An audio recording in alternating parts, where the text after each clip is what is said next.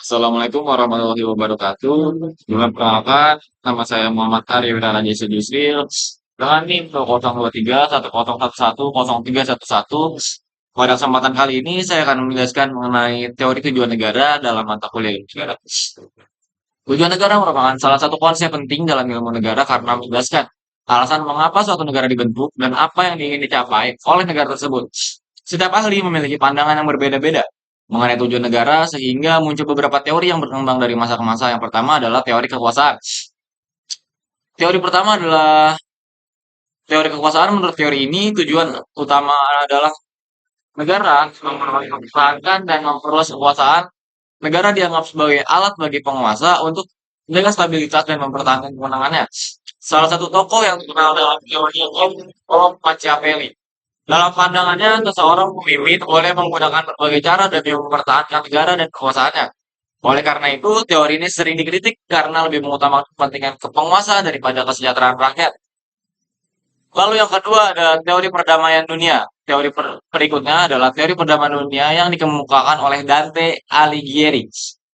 Menurut teori ini, tujuan negara bukan hanya menciptakan ketertiban di dalam negeri, tetapi juga mewujudkan perdamaian di dunia. Dante berpendapat bahwa perdamaian dunia dapat tercapai apabila terdapat kerjasama antar negara dan adanya aturan yang dihormati bersama. Dalam konteks modern, teori ini dapat dilihat melalui keberadaan organisasi internasional seperti Perserikatan Bangsa-Bangsa atau PBB yang bertujuan menjaga perdamaian dan keamanan dunia.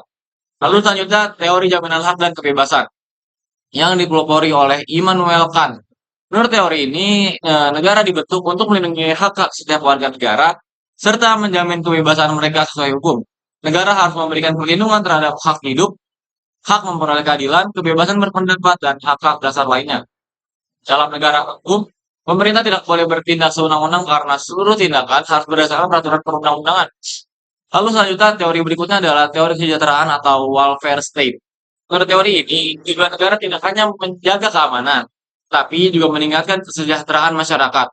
Negara memiliki tanggung jawab dalam bidang pendidikan, kesehatan, ekonomi, serta perlindungan sosial.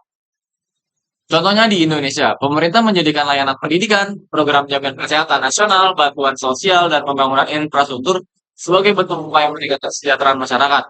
Teori ini menjadi salah satu konsep yang banyak diterapkan oleh negara-negara modern karena dianggap mampu menciptakan kehidupan masyarakat yang lebih adil dan sejahtera.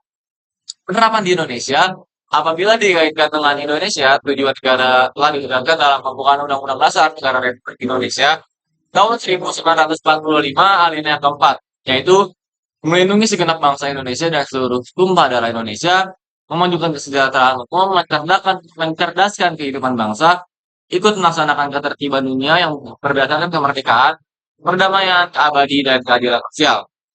Dari rumusan tersebut, dapat disimpulkan bahwa Indonesia tidak hanya berorientasi pada kekuasaan, tetapi lebih menitik beratkan pada perlindungan rakyat, kesejahteraan, pendidikan, serta perdamaian dunia.